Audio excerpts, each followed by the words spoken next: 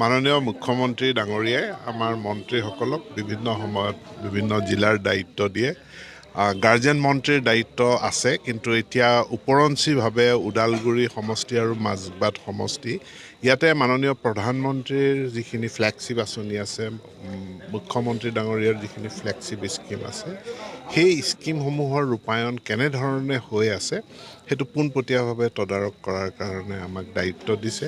আৰু যিহেতু ভাৰতীয় জনতা পাৰ্টি, UPPL, AGPৰ মিত্ৰজোঁটৰ চৰকাৰ চলি আছে, আজি মই প্ৰথম দিনা দুয়োটা দলৰ লগত কাৰ্যকৰ্তাসকলৰ লগত মত বিনিময় কৰিছোঁ। আৰু মই প্ৰত্যেকটো মাহত 3 দিনৰ কাৰণে ওদালগুৰি আৰু মাজবাট সমষ্টিলৈ আহিম আৰু জনসাধাৰণৰ যিখিনি জ্বলন্ত সমস্যা আছে এইখিনি সম্পৰ্কেও মই নিৰীক্ষণ কৰি মাননীয় মুখ্যমন্ত্ৰীক প্ৰতিবেদন দাখিল কৰিম। সমাগত 2024 যি লোকসভা নিৰ্বাচন, সেই লোকসভা নিৰ্বাচনৰ ওদালগুৰি আৰু দৰং নামাকৰণ যিটো নৱগঠিত যি লোকসভা সমষ্টি, তাত প্ৰাৰ্থিত্ব কাক দিব? সেইটো দলে নিৰ্ধাৰণ কৰিব, তাত মোৰ ভূমিকা নাই।